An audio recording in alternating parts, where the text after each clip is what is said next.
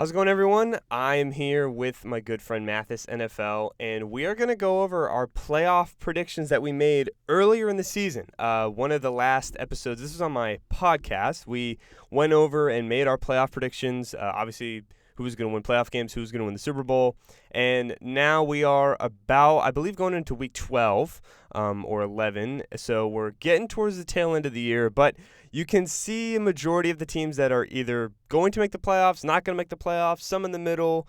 You know, there's a few Super Bowl favorites, but I think this is the perfect time to go ahead and kind of look back at what we thought was going to happen, what changed throughout the year, and kind of see maybe picks that we regret, picks that we could change, picks that we were right on, stuff that we're doubling down on, all that kind of stuff. So we're going to go ahead and go over that. Shout out to the NFL Network. I had watched their clip that they also did. They did a segment about this, and I thought I should use it because I thought it was a good idea. So we're just going to go ahead and do that.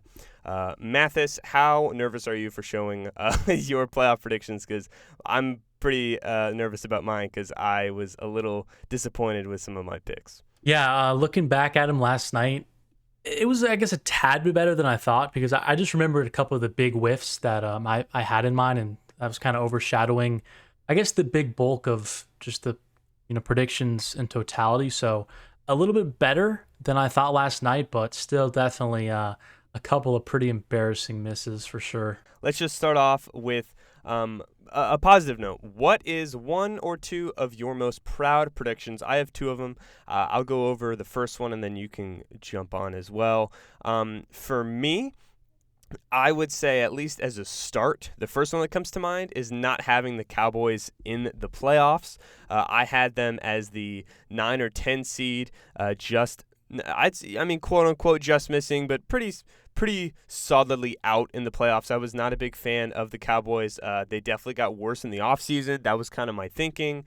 They lost a lot of players in free agency, and I thought, I think when you think of teams and stuff, when you lose players in free agency, it's obviously because you paid a lot of money to the guys that are going to make an impact. And the guys that they paid, mainly Dak Prescott, which if you want to know my thoughts on that, go to the QB problem video where I dove into the issues with quarterback contracts these days.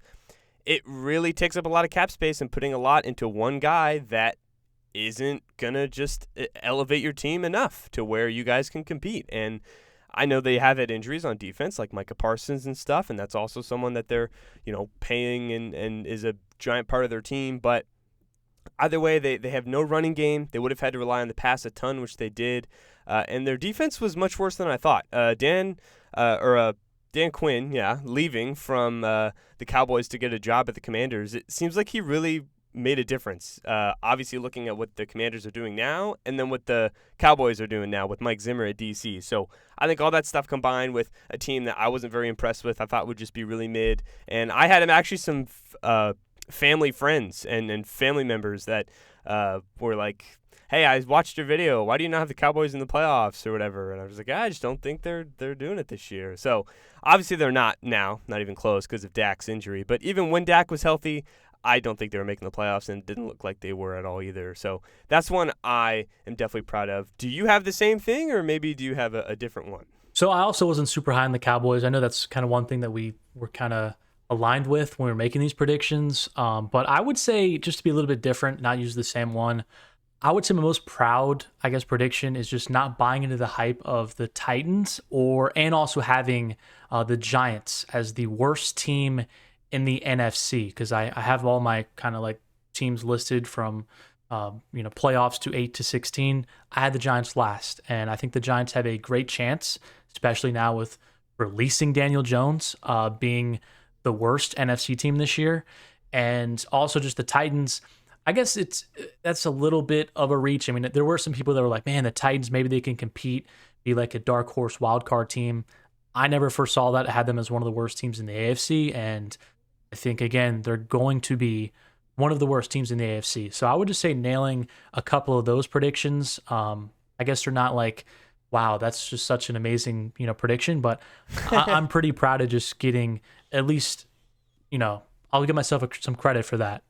Yeah, that's good. It's funny. I also had the Giants at 16, funny enough, and they're definitely going to solidify that. Hopefully, Carolina. Maybe they win another game and they don't. But they have the 8th pick right now. Obviously, I'm a Panthers fan, so hey, maybe it's looking up there. But it seems like there's a lot of teams that have a pretty heavy losing record this year. I feel like the gap is pretty big in terms of that stuff. But one more that I was looking at that I'm proud of picking was I had the Eagles as the 2 seed in the NFC.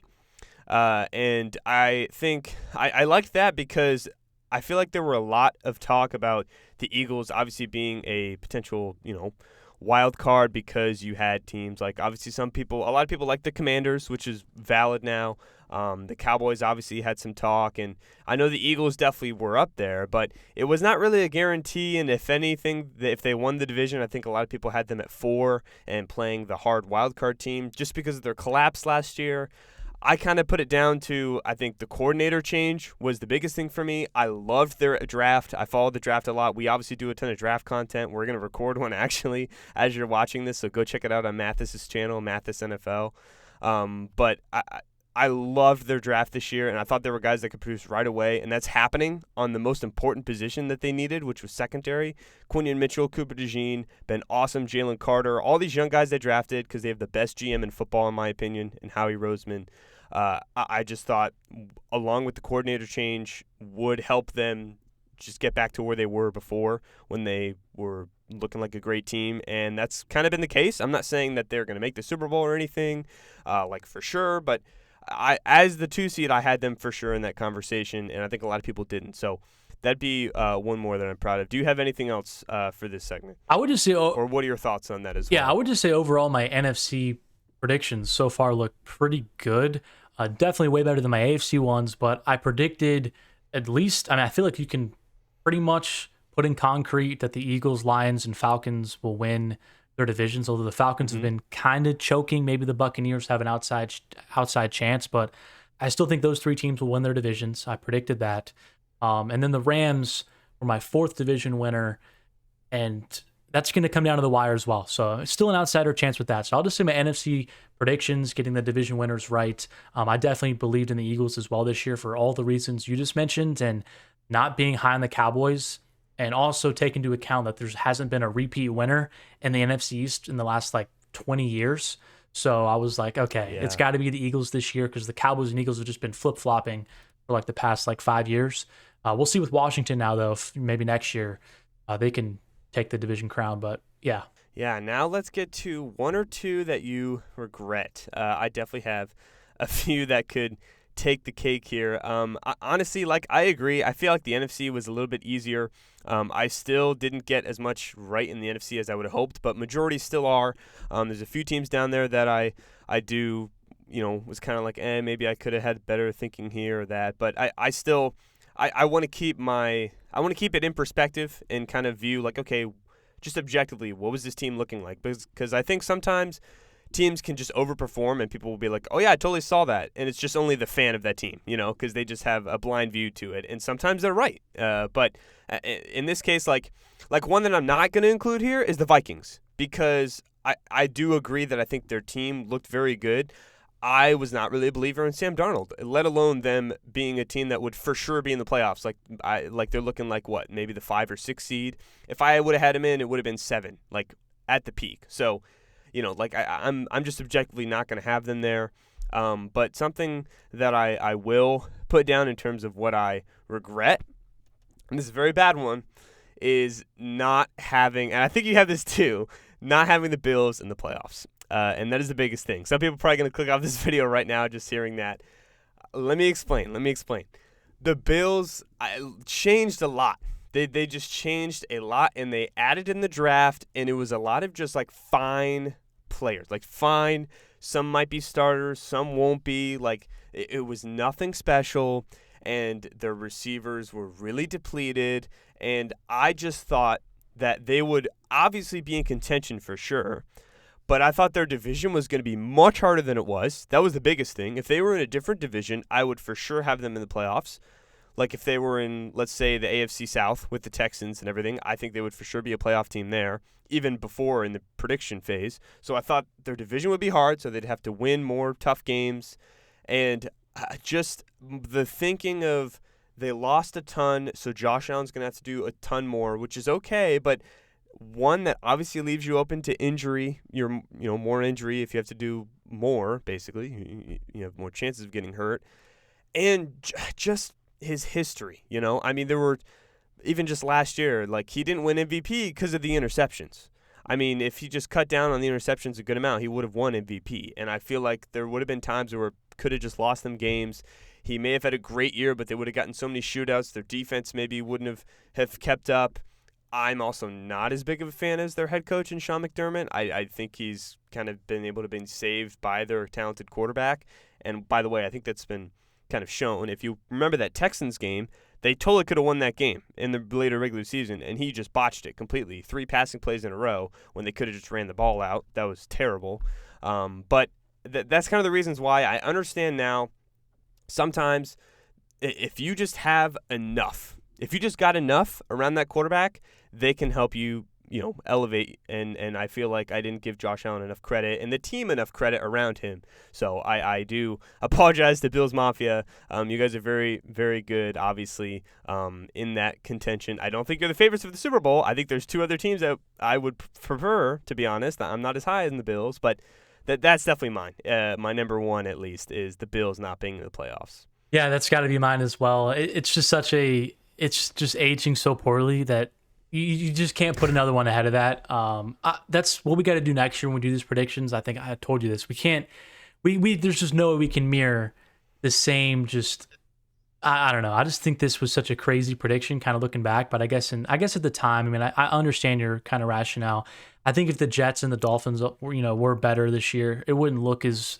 I think that's the thing. It wouldn't. Yeah, I think it's the division. But that's part of it, though, as well, is like we believed in the freaking New York Jets, bro. Like that's part of it. That's like the whole other piece of this, where like we believed in the Jets. We believed in, Aaron Rodgers, 40 years old off an Achilles. We believed in Robert Saleh and Woody Johnson. Like we believed in all those. One of the most dysfunctional teams in all of sports. And that was one of the big reasons we did not believe in the Bills, who... Is that your number 2 for... yeah, I guess they kind of go hand in hand. And then the Bills, I mean, they've just been one of the best operations since McDermott and Allen have kind of grown into, to each other. I know in the playoffs and key spots, there's been some ups and downs, but if you take the totality of season by season and see what they do, I mean, they just rattle off double-digit win seasons every single year. And so I know that they kind of lost some players, but even now looking back at those players weren't really huge pieces of their team when they rattled off. When they rattled off multiple wins last season too. I think they contributed less than we thought. For sure. And also, you're talking about the coaching. Shout out to Joe Brady as well. I think he's been pretty good in helping stabilize this offense. Yeah, and using James Cook more, utilizing their weapons they have. And, I mean, now they're better. They have Amari Cooper who's getting more integrated and all that stuff. And that's a good point with Joe Brady is he's limited kind of the usage of Allen. We saw that when they went on the win streak. So all the Bills fans last year were like, oh, Allen should be MVP. Everybody kind of pointed to the turnovers. And then my kind of thing of it was, if you look at when the Bills were 6-6 and struggling to win, that's when all of those turnovers were happening. He's doing too much, yeah. And then once Joe Brady took over, they became a power run team. They started having him check it down more, just quick reads, and his turnovers went down, but so did his yards and his touchdowns, but the Bills were winning. So I feel like that's kind of what Joe Brady's kind of done this year is he's just relied on the run more, made Allen have to just get the ball out quickly to Shakir, to James Cook, to whoever, not have to be Superman all the time. And that's limited his mistakes. And that's why the Bills have been just, one of the best teams in the league this year. And so that's got to be the biggest one that we whiffed on. I definitely think if the division was better, like you said, it wouldn't look as bad because maybe the Jets and Dolphins are only a couple games, like a game or two back, but the Bills are going to have this thing clinched probably. I mean, it's already clinched, but I just mean like mathematically clinched in maybe, 3 or 4 weeks. So, I mean, that's just kind of crazy, but yeah. Yeah, for sure. And then I guess I can introduce number 2 because, I mean, look at the NFC. There's some small stuff, here and there, but for the AFC, I'm saying number 2 is the Jets. And I mean, I almost have a tangent that I want to go on with this team. Like, I know again, it sounds so stupid in hindsight that we had, Bills and Jets, I mean, I had Jets at number 3. I had them winning their division at number 3, and I think it was just the mathematical thinking of, okay, this is what this team was last year. Insert quarterback, they are better by a big margin. And there was just so much else that went into it. There just was. And I think, again, like you mentioned, it starts from the top. Woody Johnson is officially one of the worst owners in football, bottom 3. By the way, Tepper's there with the Panthers right there, horrendous. But Woody Johnson's right there with some of the worst owners. And I think it just infects the team. It just does. And they had all the issues with Saleh, and I feel like at the same time, people don't really they aren't getting the issue with the Jets. I want to make this clear, and I know what I'm talking about. The issue with the Jets is not the quarterback play of Aaron Rodgers. That is not the number 1, number 2, or number 3 issue. The issue with the Jets is the functional just instability of, yes, Aaron, we'll let you do whatever the hell you want. And I don't think that I don't think that went over well. I just don't think so. And I think obviously with what it was, like Aaron Rodgers was not at the point in his career where you could do kind of what the Broncos did with Russell Wilson. I think this is a very similar thing, except the Jets obviously didn't have to give up as much. But I think it's a very similar thing where the player's just not at that stage in their career right now. And if they were in more of a structured place, I think it would work way more. Because Aaron Rodgers, objectively, especially in the beginning of the year, now there were some games where he was totally not playing well. The Vikings game, the Broncos game, like for sure. But when you look at the objective season, the offensive line has been very bad. And I think that's just the Jets thinking that they could just sign names like Tyron Smith, Morgan Moses, older names, and just plug them in there and they do good. And they just hope they do good. Olu Fashanu is a young player and has not been playing very well, and he's a first-round tackle. Sometimes first-round tackles, it takes them a little bit. It takes a few guys. Andrew Thomas took at least 2 years to get good, and now he's one of the best tackles in the NFL with the Giants.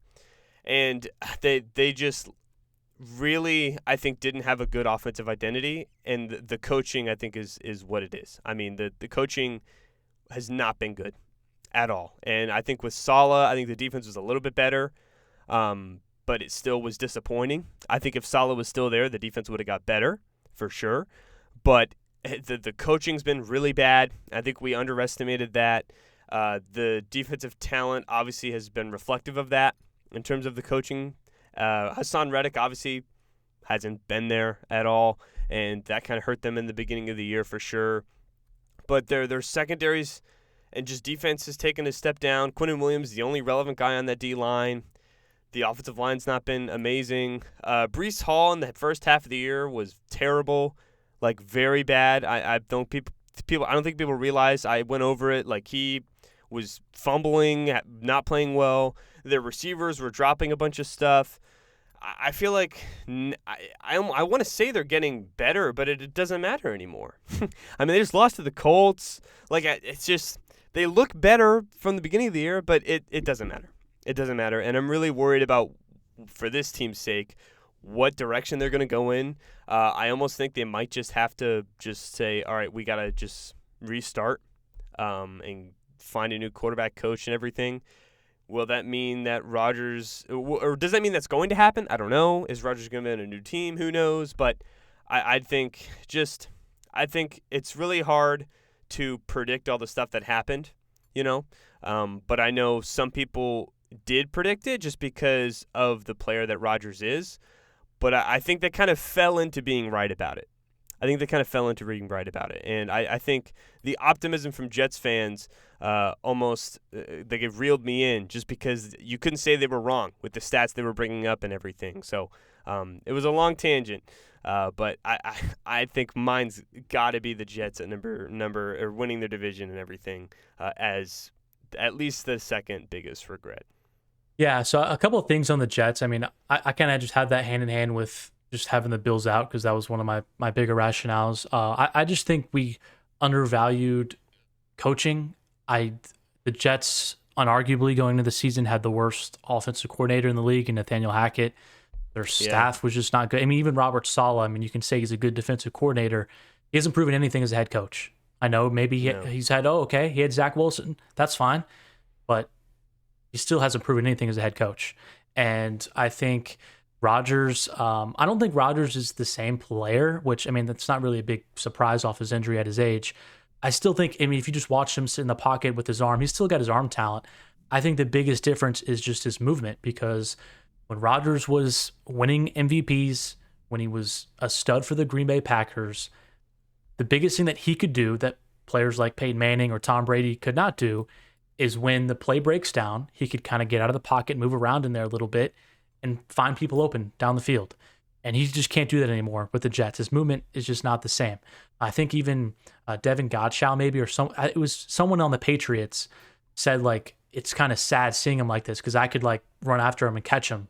Like that's just not what I'm used to seeing from Rodgers. So I think definitely Rodgers at the point where he can still be. I still think he can be a solid quarterback, but in terms of like raising the level of a team and carrying them, I just don't think he has that anymore, just due to his, I guess, limitations now at his age. But to pivot off the Jets now, I kind of want to touch on my second biggest, I guess, whiff, and that would be having the Bengals as my division winner in the AFC North. They were like my pick, I'm pretty sure, to go from last to first, because there's always a team every single year that goes from fourth in their division to first, and I had the Bengals being that team this year. And yeah, that's not going to happen. They're basically already eliminated from it now. But the Bengals, man, they're just, it's got to be so frustrating to be a fan of that team. And when you're seeing Joe Burrow have one of just the best seasons we've seen from a quarterback in, I mean, kind of recent memory. I mean, he's every single game, it feels like he's throwing for 300 yards and 3 touchdowns. And Jamar Chase, he's having a great season as well. And they just cannot win. They just keep finding ways to lose. I mean, you have Evan McPherson missing 2 relatively, I mean, for today's standards, I mean, he should be making like 48-yard field goals, no issue, especially with, I think he got a contract extension as well. Like, he should be making those kicks. And they missed 2 of them. They lose to the Chargers. I mean, you even go a couple weeks ago just against the Ravens. They go for the 2-point conversion. They don't get that. I mean, it's just so tough to watch. And so the Bengals, I feel like I had the right read on them because I even have a couple of Joe Burrow MVP tickets that I placed. And so I saw the vision. I saw the vision for the Bengals this season, but I just really undervalued again their coaching staff, which I don't think is great, and their defensive talent. They've lost a lot of players on defense. Wouzier, their top corner, DJ Reader, their best interior defensive lineman, and I just think now their defense is taking a big step back. And Luan Maruno, who I was a big fan of, he's kind of struggling to figure it out. And they do say defenses is about the Jimmy and the Joes. You got to have players. It's just hard to scheme up against offenses. So I understand that piece to it, but I still just thought the Bengals, their defense would have been good enough to just allow Burrow and Chase to do what they've been doing. I mean, I knew they were going to just dominate this year, and it's just still not enough. So I would say the Bengals kind of being high on them was the right read, but just poor execution. Yeah, for sure. I agree. Now, one that you double down on. For me, this is a little tough. I think you can interpret this like double down on in terms of people thought they were going to make the playoffs, but you didn't, or vice versa, or teams that you in terms of maybe going far, like how far you had them going in the playoffs and everything. I kind of have 2 half ones. I would say my first half one would be the Texans being number 4 in terms of division winners. And I know that may not seem as big, but I think it's more so just me trying to say the hype around the Texans, I thought they were going to be complacent in terms of they would be similar to where they were. And that's looking like it's going to be the case. I think people expected just Madden-type progression. Like, oh, you're good this year, you just continue to go this year and everything. And as a Panthers fan who was obviously very upset with what happened last year, I did a lot of deep dive in terms of the Texans and C.J. Stroud. And obviously they're a good team and everything, but the stats, I think, for C.J.'s rookie year didn't necessarily reflect the overall play. He was absolutely amazing for a rookie, but I think with what went down with the offense and what happened and everything last year and how, yes, they did progress, I thought that they would be kind of the same just based on CJ's play. It was almost like too good to be true, and he would regress back to the mean in terms of throws that he had that should have been picks or different plays that they got a little bit lucky on. In terms of the defense, obviously had a lot of great plays, but it was kind of hard for them to sustain like scoring. Like defensive scoring is not really like something that you can just replicate all the time.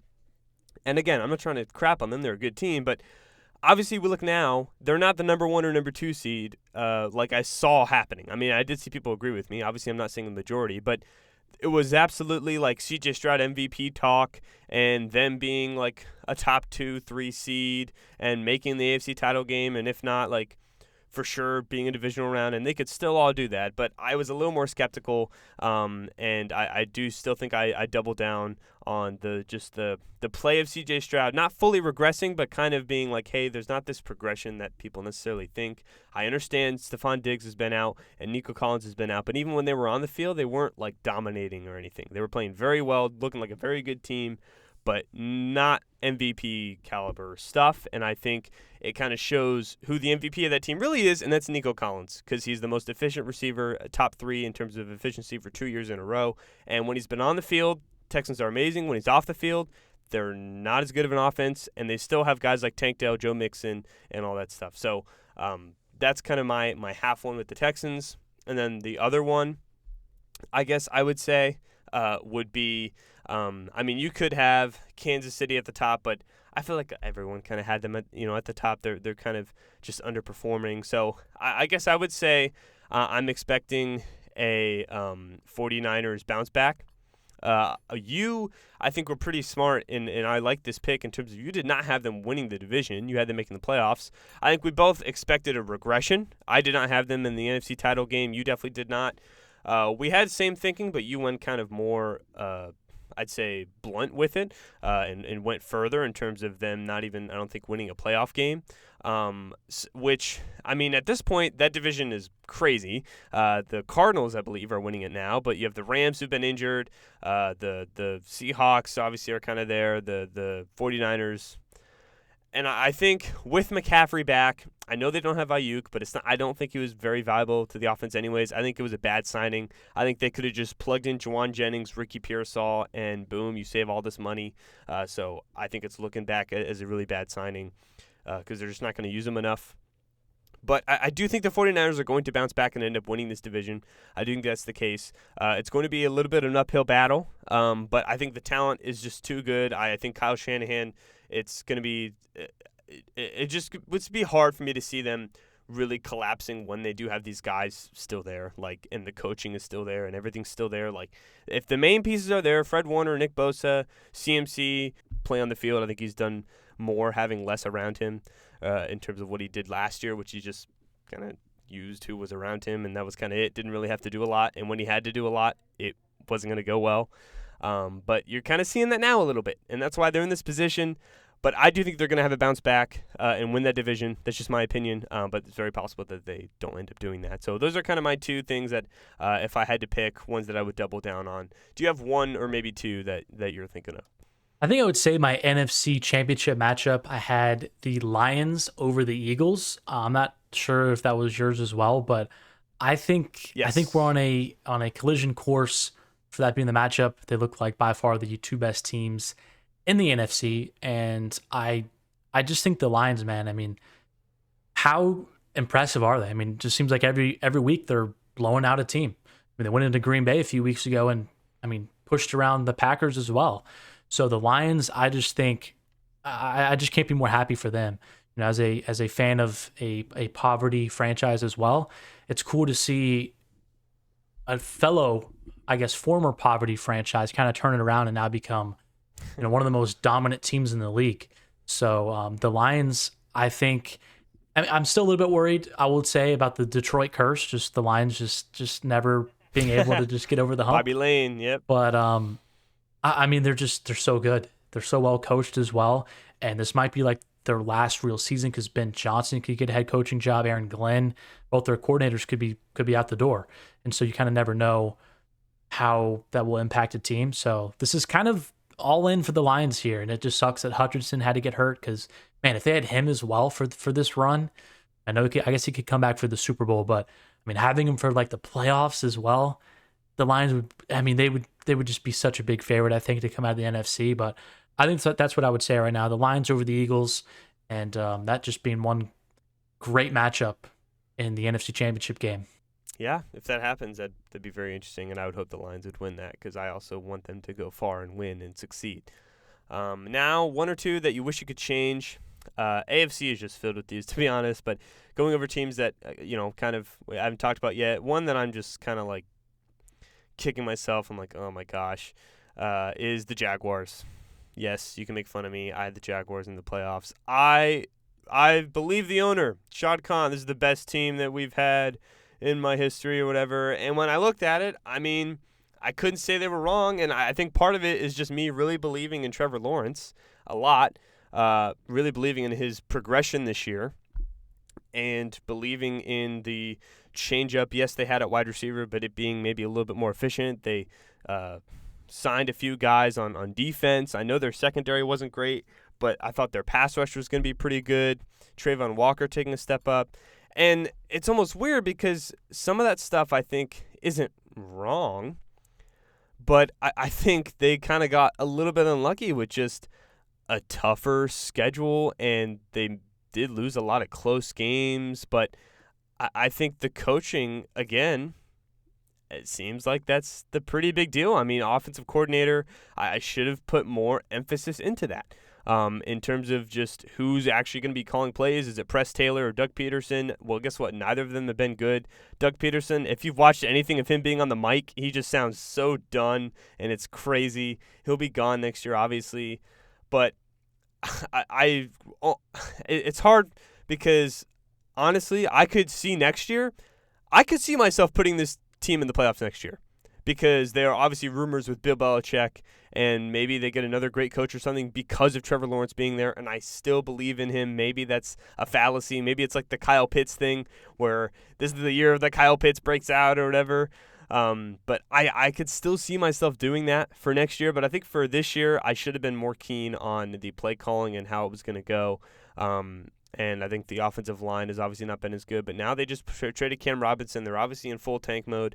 And honestly, Travis Etienne, not like pretty big bust to be obviously in fantasy, a big bust in terms of his play this year, like insanely disappointing to be honest. I mean, I didn't have him on a fantasy team, but I have a friend who literally said, yeah, some guy loved Travis Etienne and he took him at like pick number 6 in the fantasy draft. I was like, wow, okay, that's crazy. And that's been a horrible pick. So I feel like just Travis Etienne's play in terms of running. I know they've had Tank Bigsby, but he's been injured.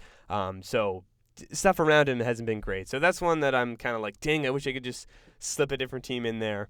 And then I'd say the other one would be I wish that I bought in and believed in the Commanders. I wish I could change that. I would have swapped them with the other rookie quarterback team. So I just got the rookie QB team wrong that would do good. I had the Bears in the playoffs. I wish I had the Commanders. Obviously, it would have been number 7. I would have had Commanders at 7 because that's where I had the Bears. But I don't think it's too crazy. I mean, first of all, if you watch sports commentary, am I wrong, Mathis? Did Nick Wright have them like in the Super Bowl or making the Super Bowl? The Bears? Yeah, he did. I'm pretty sure. Yeah. So, I mean, I feel like that's worse than anything we're going to say here, to be honest. But I wish I had the Commanders in. And I think it's more so just being like, hey, one was just more NFL ready than the other. And one has a better structure than the other. And that's pretty simple. Like, the Bears' defense is better than the Commanders. Absolutely. The Bears' offense has more weapons, to be honest. But one is a better infrastructure, one is better coaching, and that's kind of, to be honest, what it comes down to for me in terms of why one team's in the playoffs and why the other isn't. And I think I underestimated the amount of additions that the Commanders added, and I underestimated how pretty good Jaden Daniels would be out of the gate, and their offensive line has improved just enough to where he gets just enough time and everything. So I still think they have some holes, especially in the secondary. I don't think they can have an extended playoff run. I just don't think their team's made to do that right now. But the Bears team, if they had the similar coaching, that team was made to maybe make an extended playoff run with their defense. So I guess that'd be my two things in terms of Jaguars not having them in the playoffs this year, maybe replacing them with, like, I don't know, the Steelers or the Chargers or the Broncos. But again, with the Broncos, I don't really regret not having there. It was hard to see them. I mean, I thought they'd be a high floor team, but I think they've just been much better. And shout out to Sean Payton. The Chargers, I was high on, but the Colts was another team that maybe would have replaced here, and I don't know if they're going to make the playoffs either. But the Steelers, I guess, would be one where you're like, hey, you should probably put them in here. So it'd be that, and then the rookie QB switch up in terms of who's going to be in the playoffs. Yeah, Washington, they were definitely one of the teams that I was keying in on. There's always a team every single year that kind of gets just some hype during the offseason. You're like, why is this team getting like playoff, predictions from people? And that was Washington this year. And I was like, I don't think I see it. Like, I think they'll be better. I had them listed as my 9th team in the NFC. So I was like, okay, I think they'll be close to the playoffs, but I don't think they have enough talent to make it there. And I think to an extent that's kind of true. I mean, I don't think they have a ton of, like, if you just compare their roster talent to teams across the league, I don't think you'd be like, okay, they've got the 7th best roster in the NFC. But I think when you combine their coaching staff and how good Daniels has been, at least early in the season with Cliff Kingsbury's kind of coming back to earth a little bit, I think that's been a huge just bonus for them this year. But I would say kind of the AFC wild card almost, just my predictions with the AFC, like the fringe teams. I did not have the Jags in the playoffs, but I had them just missing. And honestly, that was like a last minute decision. I just was going on social media. I was kind of hearing like what you were saying about the Jags. I was like, man, am I really missing something with this team? I was like, I see the talent, but I'm not a huge believer in Trevor Lawrence because he hasn't shown us anything since he was touted as some generational player. And so the Jags, I was like, okay, I'll have them close to the playoffs. I won't put them in, but I didn't think they were going to be super good this year. I kind of changed my stance last second, but I'm glad I didn't have them in. But the Steelers, the Chargers, I just feel like those are pretty easy teams to be like, okay, you got to give the benefit of the doubt to Jim Harbaugh and Mike Tomlin to have those teams in the postseason. This year was the season where the Steelers were going to kind of collapse because I didn't believe in Justin Fields. I didn't believe in Russell Wilson. And I thought their division was going to be great with the Bengals coming back this year with healthy Joe Burrow, with the Ravens still being really good, the Browns maybe being competitive again. So I was like, is there a world where the Steelers finish 4th this year? And of course, Mike Tomlin, he's going to get them to probably 10 plus wins, the division title. So that was a team that I kind of slept on. I feel like I do every year because I'm just like, dude, the Steelers, like they're just such a boring team. Like they're really not like that good, but they just find a way to win every single year. They just find a way to win 9-10 games. It could be you and me at quarterback. It could be Kenny Pickett. It doesn't matter. They're going to win 9 or more games. And so I still don't think they're going to be a team that does anything like in the playoffs of significance. Maybe they win the first wild card round, but I don't see anything past that. So that's one of the teams. And the Chargers, again, kind of the theme of our predictions, quarterback, head coach. Those are the two things that if you have those two things, you have a fantastic chance to just be a competitive and really one of the best teams in the league. And the Chargers, I think Harbaugh's proven to be already, I mean, just from his stint with the 49ers, going to Michigan, is he a top 7, top 5 coach, you could say right now in the league already? And Justin Herbert, I know he gets hated on a lot, but I mean, he's a top 5 quarterback. So when you have a top 5 quarterback, a top 5 coach, you're going to be really good. And look at this. We did our quarterback rankings, obviously. We do them every year. Did you have him 5 or 6? I don't exactly remember. It was in that range though. Because it was obviously the top 4, and then it was Stafford and Herbert was like the switch of the two. I don't remember. One had them 5, one had them 6, or maybe we both had them the same. I might have had Stafford 5, but still point still stands. Yeah. But so I just think when you have those two things, you're going to be a really good team. The Chargers have proven that, and I think they're a scary team. And I think they can make some noise in the playoffs. And just watch out for LA. Don't let them get hot. Yeah. I think obviously the AFC is a little more open at this point. NFC closed pretty quickly, which is a little weird, but AFC, still open. But yeah, Chargers, I think the only reason I just didn't pick them was I was just going to think it was just going to take 1 year for it to develop, and I thought their receiving core was just not going to be good enough. And, their running backs, I was like, hey, this could be good, but again, J.K. Dobbins, kill me for thinking maybe I wasn't trusting that he was going to last the whole season, and he's been playing very well, so, shout out to him. But that was my own thing. And then the Steelers, again, same thing. Thought we were going to fall off. I didn't hate the rust thing as well.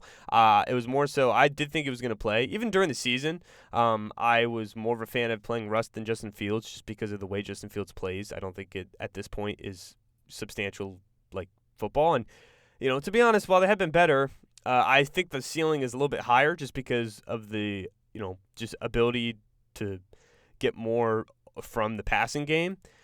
They still live off field goals, and I don't think you can just win multiple playoff games by doing that. I do think, though, if, like you said, maybe they could win a playoff game, hey, that'd be an improvement because the past few years they've made the playoffs and done nothing. So that would be an improvement for sure for the Steelers.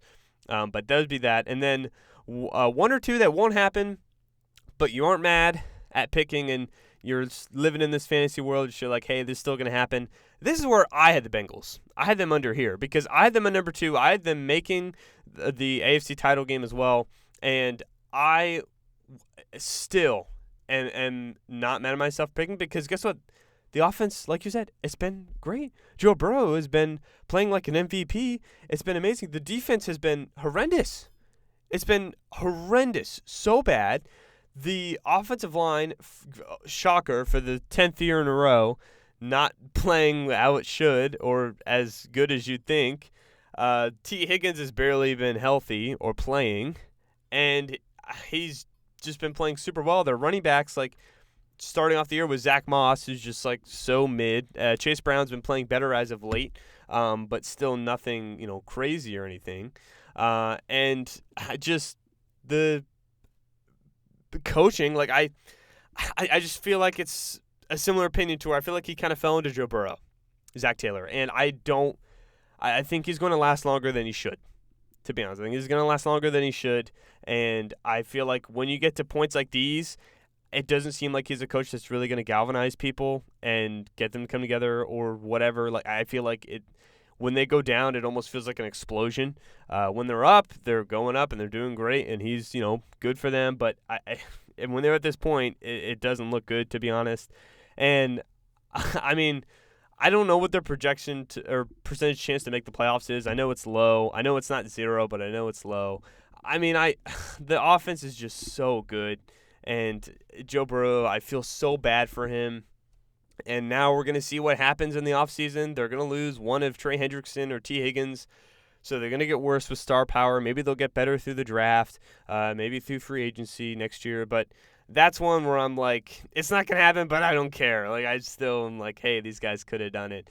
And then the other one's the Dolphins, which the Dolphins, I mean, you're a Dolphin. They can still technically make the playoffs. I don't think they're eliminated. But I had them making it over the Bills and being that team that I thought was going to be in the playoffs. I almost liked them a little more than you did, to be honest. But I feel like I kind of pulled you into have them in the playoffs, and now you were like, what the heck? Why did I have them in here? But I just thought that, it was hard to deny the talent. It was still there, and Tua went a whole year, which was that year, without having any issues. But obviously, it seems like they come up again. And he's just a whole other convo that, we can get into if you want to. But, with the Dolphins, the talent I just thought was there. Hard to deny. Coaching seemed good. Defense seemed like they improved. But I think they didn't get healthy enough. They didn't get healthy quick enough to what we thought. Obviously, then Tua got out. And to be honest, Mike McDaniel's been really disappointing. and I feel like that hasn't been talked about enough. He's been really disappointing. When Tua wasn't playing, they couldn't do anything. They couldn't do anything at all. And even since he's been back, they've still been a little disappointing. Like, I know they beat the Rams at L.A., but they still didn't look great, to be honest. And I know that they're a good, talented team. And when they get guys back, Jalen Phillips, Chubb, they have other talented players on the roster. But I feel like the offense has just been disappointing even with Tua on. I mean, before Tua got hurt, it's not like they were blowing anyone out of the water or anything. I think they'll improve. I'm not mad because preseason-wise, it would have been hard to just say, oh, I guess they'll just suddenly suck, But that's one where I'm, at least a little bit more I could understand. But I wasn't going to not have them in the playoffs, to be honest. It would have been Bills, Dolphins, Jets that it would have had instead of the Jaguars or something. So those are kind of my main two that I think of in terms of one that they're not going to happen, but I'm still not mad for picking. I guess what would fit in this criteria, I would say, is the Rams being my fourth division winner. I guess they still have a chance, but I don't think they have a great shot. Like, if I was a betting man, I wouldn't bet on the Rams right now to win the division. Yeah. I think the 49ers and Cardinals both have an easier track to it, although I guess the 49ers have a very tough up and coming schedule, but yes. I think the Rams kind of fit this criteria. I thought the Rams just bringing back really majority of their players and then having another draft of getting like Jared Verse, Braden Fisk, just getting just a ton of nice young defensive players. Who have been good, by the way. Verse has been, he might be defensive player or defensive rookie of the year. I mean, he's been tremendous. So their defense has been good, but they just had so many offensive injuries to begin the season. They got off to such a bad start. I mean, Cooper Kupp, I think he went on IR. Nakua went on IR. I think they had like 2 starting offensive linemen go on IR as well. Mm-hmm. I mean, it was ridiculous. And Stafford and McVay did keep them afloat where they were able to still kind of battle and make it a season. But I think if they didn't suffer those injuries early in the year, we could be talking about the Rams right now being maybe a 7-4, 7-3 team. But I don't know. I think the Rams, They have a chance, but I don't think it's looking too good. And the Dolphins, I think, is another team I did have as the number 6 seed, and you got it exactly right. I was not high on them at all. I just knew this was not going to be a good season, and then I started hearing you talking about it, and you kind of pulled me in. Oh yeah, I was a part of the talk. You pulled me in that had them as the 6th seed, but man, the Dolphins, it's sad, man. Just the state of the team. There's so many different angles to go at. But I would just say the main thing that I've been kind of just going with is, since I've just been a fan for, like, I guess you'd say 20 years now, it's been the same thing really every single year. I guess some years better than others. So maybe we win 9-10 games, but we get blown in the wild card round, or we're just a above average team. That's just what we are every year. And I've kind of just gotten to the point where it's like, if you don't have a real chance to win it all or be a team that can win multiple playoff games, and you're not like in the midst of a rebuild, what's the point? Like, what's the point in what we're doing? So that is why I was kind of against like re-signing Tua to an extension and building out the roster around him. It's like, he's never going in the AFC. He's never beating Lamar Jackson on the road, Joe Burrow on the road, Josh Allen on the road, Patrick Mahomes on the road, Justin Herbert. He's never, ever, ever going to do that. Maybe he'll luck into one win in the wild card round against one of those guys. He's never beating 2 or 3 of those guys on the road to a Super Bowl. It's never happening. So in my eyes, I'm just like, what's the point? I just don't really see the point of just signing Tua to just be a 10 seed to 7 seed team. It just seems like a waste of time for me. But the Dolphins, I did just see this season happening. I think outside of kind of this prediction, I did see them kind of around like a 7-8 win team. And I think that's probably what they're going to end up being. I guess if Tua didn't get hurt, which, I mean, who cares if he did? I do think if he didn't get hurt, they'd be better. Like, they would have they'd have more wins they'd have more wins, but he did get hurt. And that's the thing that I know, that always happens with him. Because you go back to Alabama, he got hurt every single year at Alabama. You go to the NFL, he got hurt every year except for one. So it's like 1 out of 7 years or 1 out of 8 years he's been healthy. So I just think it was just kind of, I don't know, not smart to assume that he would stay healthy again. And so I didn't really think that would happen. I guess I was a little bit optimistic because, I mean, he did just play all 17, but I That's what I'm saying. Like I just it can really grow up you in because the offseason's so long, and when you yeah, think about it, it's like there's been players that have had extended history, then they go 3 years or something that's with true. no injury, and you're like, okay, there you go. So I think that's the thing. But I mean, yeah, in hindsight, you say, wow, 1 year out of 7, and he's So I get Yeah, it for and sure. quickly on Mike McDaniel because I've been going a little bit on this. I just want to I'll wrap Yeah, it up. what's your thoughts on that? I think that I don't know if it's exactly McDaniel to blame. I think what happens is he's built such a specific offense that really you have to be a very specific type of quarterback to be able to run it. So what I mean by that is what the Dolphins like to do is quick little dig routes in the middle of the field, and what that constitutes you having to do is have a quick release, have anticipation to throw it when a receiver doesn't really look like he's open, but he is, and then just the trust that you can, get that ball where it needs to go. And then also being able to do like quirky little like ball handling maneuver stuff where you do some fake handoffs and then you flip an end around. All that stuff takes reps. It takes time to kind of get accustomed to running that type of offense. It's just something that we don't see like no other team runs an offense that's exactly like kind of what the Dolphins do with a ton of end arounds, a ton of shovel passes and little gadget plays to Tyreek Hill, Malik Washington.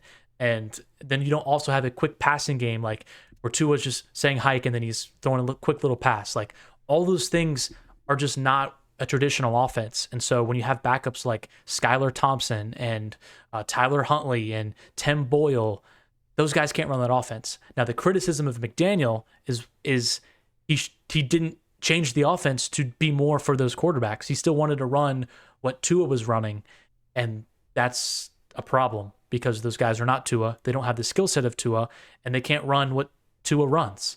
So I would say that's his biggest kind of criticism is he didn't change the offense enough to fit those guys more. But I still think McDaniel's a great play caller. I think he knows offense. My biggest question with him is, can he lead a team? Can he kind of get everybody to rally and fight through adversity? And the evidence that we have in the first 3 years is no, he can't do that. And so I think a little bit this year, we've seen for the first time some players like be held accountable. We just cut David Long. He was like a team captain for us at the beginning of the season. We benched a couple of our tight ends that were not playing well, had a bunch of penalties. So he's doing some things that we didn't see the first 2 years where he's holding people accountable, which he hadn't done before, which is good. That's a step in the right direction. But there's still some questions with McDaniel. I still think he's a good offensive mind. I just think the two biggest flaws is, one, he kind of hitched his wagon to Tua, and two, if we fire our GM, which I think there's a great chance if we miss the playoffs that we do, I know you'd be happy about yeah, that. I wouldn't want to do a half measure because that's all we do is where we like fire the head coach and then keep the GM, or we fire the GM and keep the head coach. That rarely ever works. Like I think if you fire one of them, the other one just needs to go. And although I'm a pretty big fan of McDaniel, I believe in him as a offensive guy. If career goes, McDaniel's kind of got to go. It's kind of my mindset. Yeah. Also, just a quick mention, there's this guy named Steve Patton, Patton Analytics. He does ranking play callers and ranking offensive play callers through week 11, which would be this. It takes into account personnel, market efficiency, team constraints, and everything. The top are Cliff Kingsbury, Joe Brady, Ben Johnson, guys like that. Pretty obvious. Also, Zach Taylor's in there, so I want to give him some credit. I kind of dogged on him. I feel like as a play caller, he's good, but as a coach itself, kind of iffy. Mm-hmm. Guess who the bottom two are?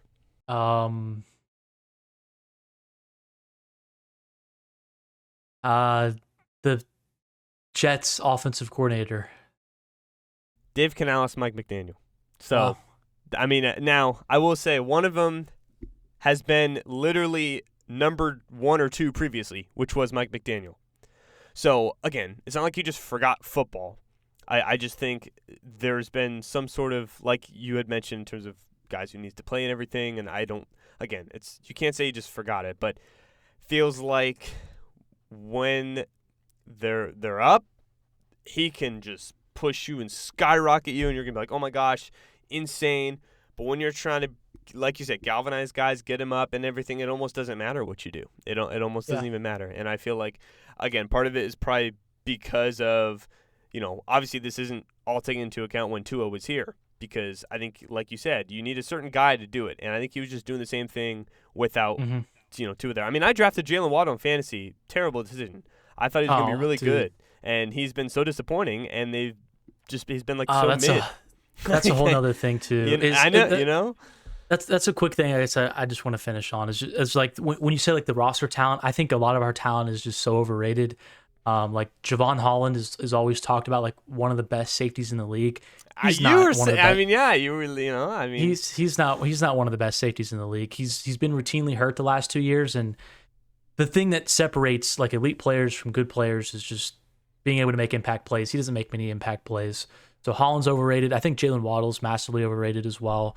I think he's a good receiver. I think he's probably a good number 2 receiver, but I don't think he's a number 1. I don't think he could be a guy that turns into a number 1.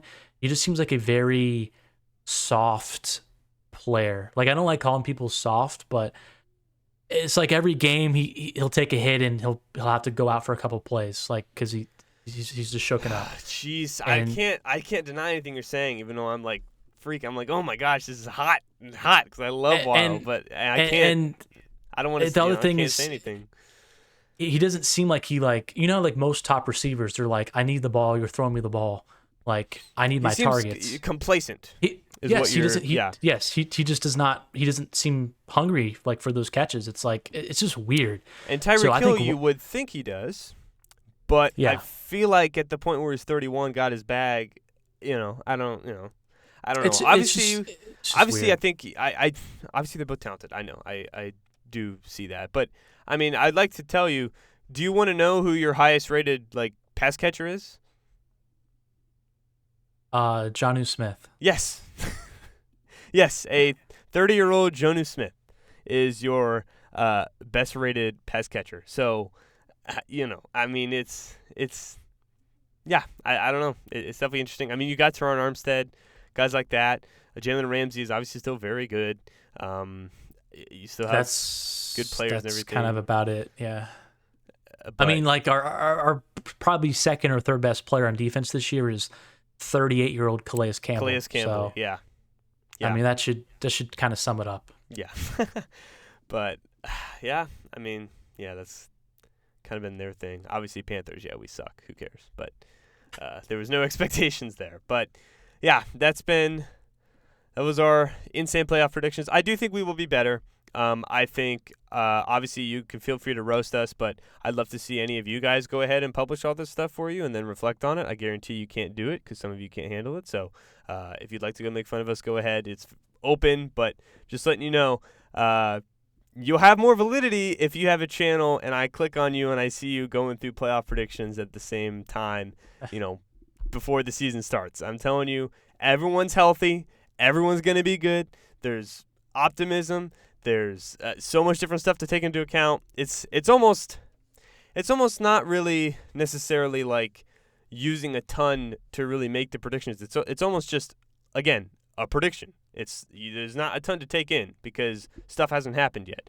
So I'd say analysis is more so reflecting on what's happened or using that to preview stuff like predicting playoff stuff when games have already happened, Before the season, it's kind of like, hey, we got all these new pieces coming in, all these new stuff. How is it going to work? And it's obviously very hard to do.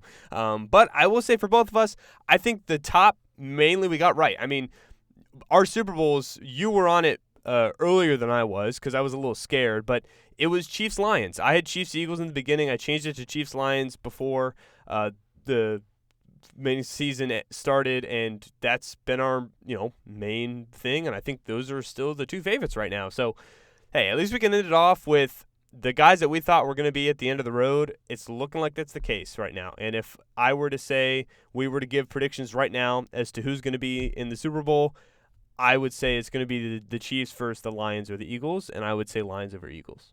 I'm scared about the Chiefs. Ooh. I'm going to duck while I say that. I'm scared about the Chiefs. I get that, though. I get that. Just you can finish. I just want to say the only reason I have that is because I'm refusing to pick against them after last year. Yeah. Because last year, the Bills were better, the Ravens were better, they were better teams, and they couldn't beat them. They couldn't do it because in the playoffs, the players that needed to step up, stepped up. The defense played really well. All their star players made plays when it mattered. They are amazing on third down, impossible to stop on fourth down, and they just get the freaking job done every single time. And so last year, I looked at all the stats. I promise you, it was a crazy that they made it that far. And even when they made the Super Bowl, I did end up picking them, but I was not thinking that they were going to make the Super Bowl. So I get it, but I do see what you mean. I'm just saying that's the only reason why I still have it there. Oh, that's for sure. That's why I picked him this year. And yeah, last year too was kind of the same thing. The only difference though is what I would say is I think their defense was better last year. They lost L'Jarius Sneed, and I think that's been a pretty big loss for them. I know Watson, their kind of replacement for him, has been hurt, so maybe if he comes back, it looks a little bit better. But I mean, even now with Rashee Rice hurt, who knows if Hollywood Brown will make his debut for them like in the playoffs. I haven't heard an update for him in a while. I don't know. Maybe even Travis Kelce, like he looks even worse than he did last year, and he wasn't great last year. I know he turned it on in the playoffs, but it's getting to that point now where I'm like, can I believe in him to turn it on again in the playoffs and have like 3 really good games again? So they've just been such a weird team this year. I mean, of course, they still find a way to win, but there's been like 4 or 5 games where you're like, dude, they should have not won that game at all. I mean, yeah, them being 9-1 is just it's unbelievable. Yeah, but, no, your opinion is totally valid. Everything there. I'm just saying I would rather be wrong on the Chiefs than another team. Yeah, than burned by them. So, that's my own. That's just my thinking. And it's just because of last year. If last year didn't happen, I would totally be the same thing. Like, oh, I guess they don't have it anymore. This or that.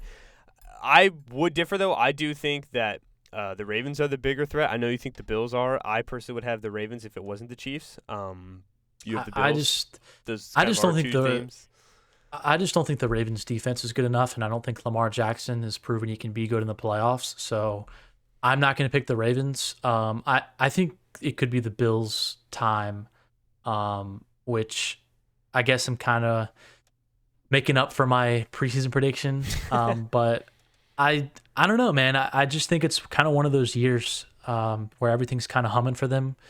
And I think there was like a stat like the last time they started 8-2, they made the Super Bowl, and they're 9-2 currently, so they're on pace to match that stat. But I think it might be the year of the Lions and the Bills, just 2 kind of cursed teams to make the Super Bowl, and one of them, it would be hilarious if that game went to OT and then like double OT, and no one can win. No one can win. But I think it could just be one of those years. By the way, to end this, who would you go for or pick in that game? If I had to pick a winner between Bills Lions, yeah, I think I'd pick Detroit. I'd kind of have to see how the playoffs would go, obviously, but I just think Detroit matches up fairly well because the Bills' run defense isn't very good. I think the Lions could just gash them on the ground, and I don't know. I also like the coaching of the Lions a little bit more. So I'd be wearing my baby blue Stafford jersey, my baby blue Lions hat, and rooting the hell for the Lions and picking them, feeling good about picking them, rooting for them, feeling them, wanting them to win, all that. I would totally be on the Lions 100%. And if they make the Super Bowl, I'm going to totally do that. But again, that's far out. Aiden Hutchinson we thought was going to be there, and he's not. So maybe we'll see who's there in the playoffs. But those are our playoff predictions. Went through them.